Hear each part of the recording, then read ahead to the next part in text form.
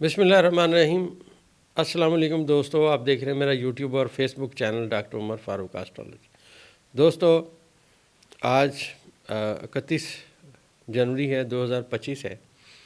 आज ज़ायचे में बहुत समझिए अहमियत का दिन है, और उसकी अहमियत इस तरह है कि आज जो ज़ोहरा है ये अपने शरफ़ के मकाम पे है, और यहाँ पे इसका अब जो किरान हो चुका है वो नेपच्यून के साथ हो चुका है।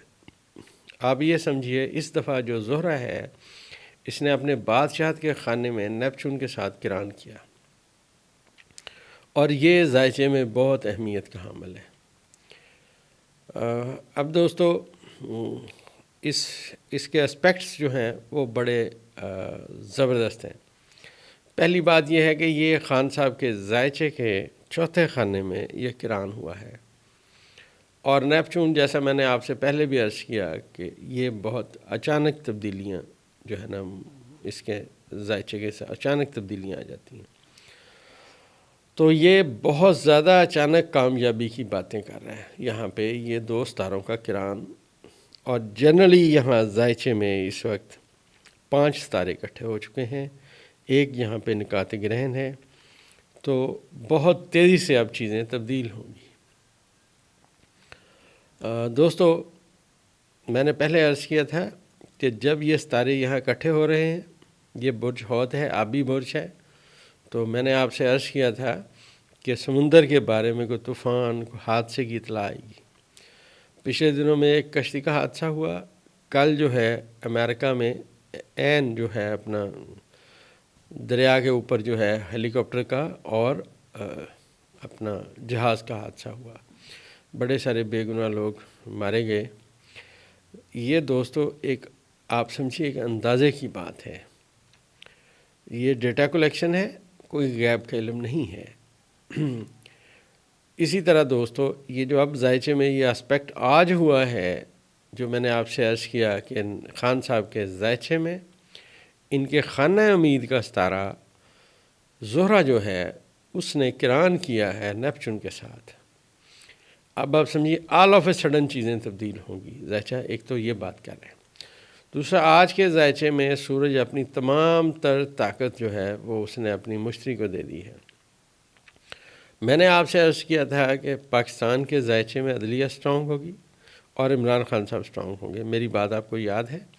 अब इमरान ख़ान साहब ने एक लेटर लिखा है, जो कहते हैं 350 सफ़ात पे मुश्तमिल है, चीफ़ जस्टिस ऑफ पाकिस्तान को। इससे पहले मैंने अर्ज़ किया था कि ख़ान साहब के ज़ायचे के पहले ख़ाने में अतारद आया, और मुतअद्दिद दफ़ा मैंने बयान किया कि जो अतारद है ये लिखने और पढ़ने से ताल्लुक़ रखता है।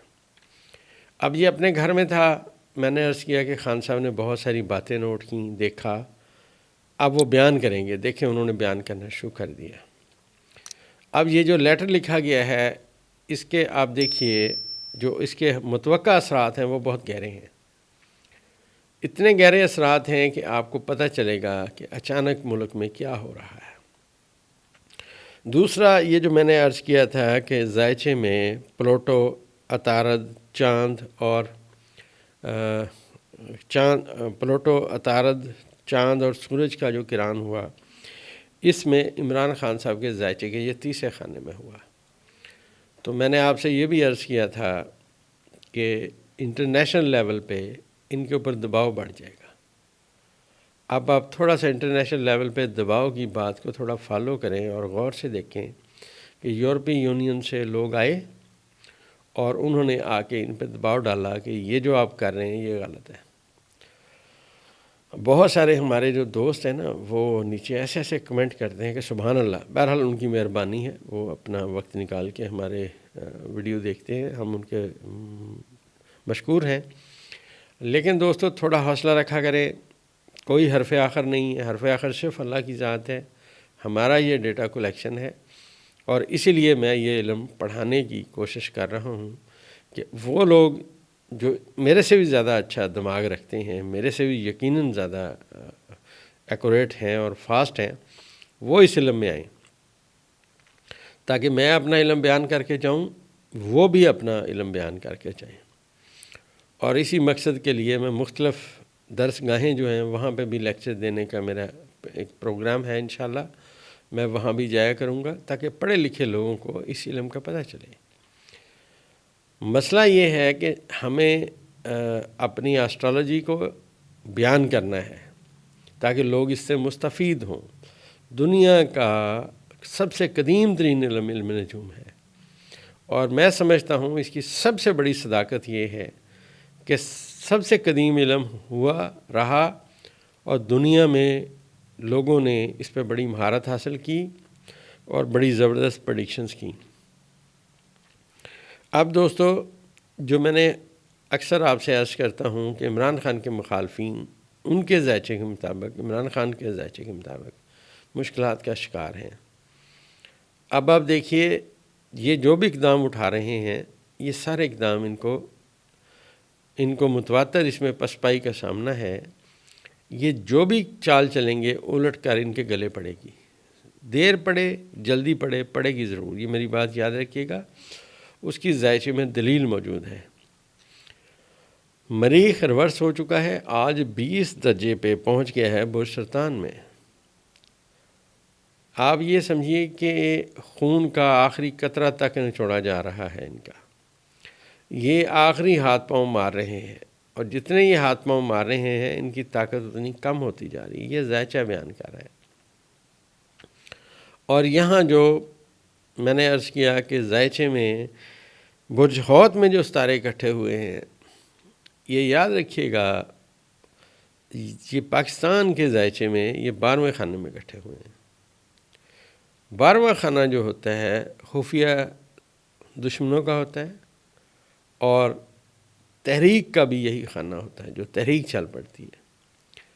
تو یہ ذائچے میں نیپچون، قمر، زحل، زہرہ اور راس یہاں پہ اکٹھے ہیں.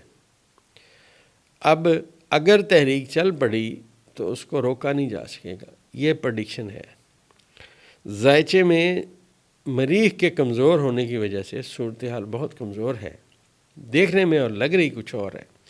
لیکن ذائچے کا سب سے بڑا قانون میں بیان کرتا چلوں، وہ یہی ہے کہ جب ستارہ ریورس ہوتا ہے، جتنے درجے وہ ریورس رہتا ہے واپس آتا جاتا ہے، واپس آتا جاتا ہے. جیسے یہ 5ویں درجے سے 6 پہ پہنچا، اور 6 پہ پہنچتے ساری یہ ریورس ہو گیا مریخ. اب یہ اس وقت تک آپ سمجھیے 16 درجے پورے یہ ریورس آ چکے ہیں، اور اس نے اپنے حبوط کا جو نقطہ حبوط ہے اس کا 28 درجہ وہ بھی اس نے کراس کر کے واپس نیچے آیا.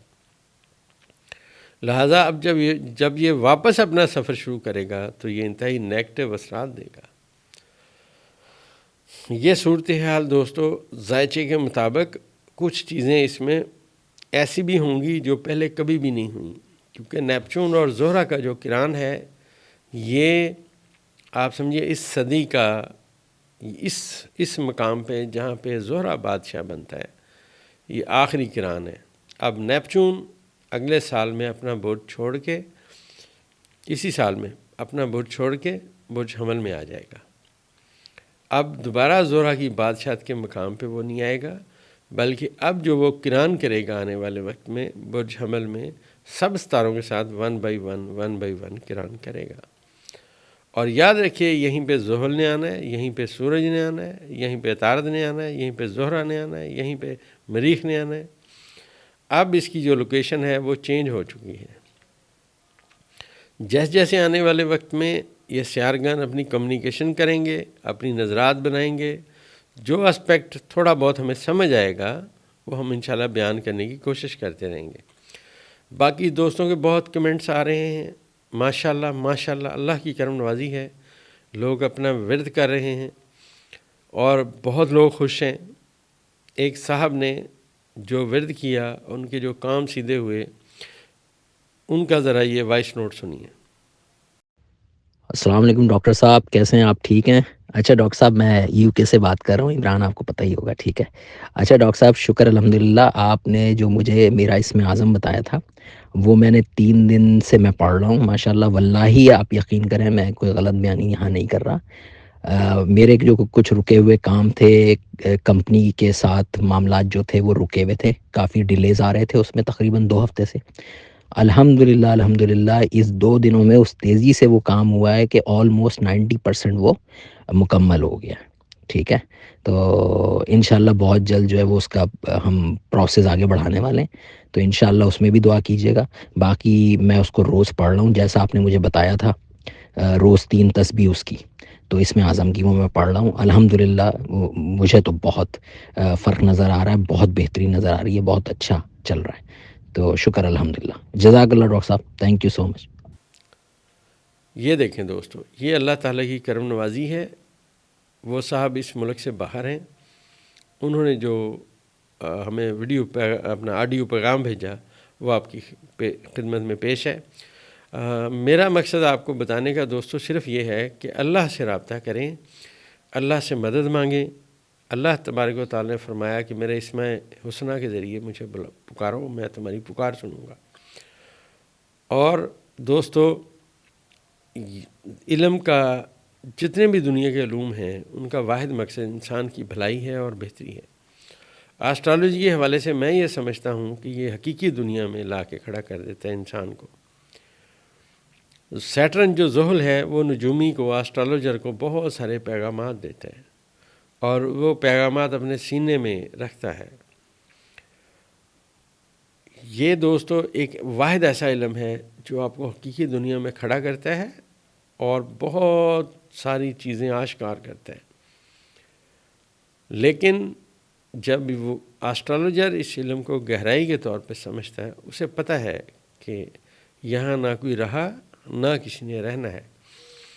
اس زمین اور آسمان کی جب ہم بات کرتے ہیں درجات کی، تو آسٹرالوجی کہتی ہے کہ ایک زمین ایک نامعلوم سمت کی طرف سرک رہی ہے، اسے ہم کہتے ہیں اسراء کا وقت، اور اسراء کا وقت بھی ذیچے میں درج کیا جاتا ہے۔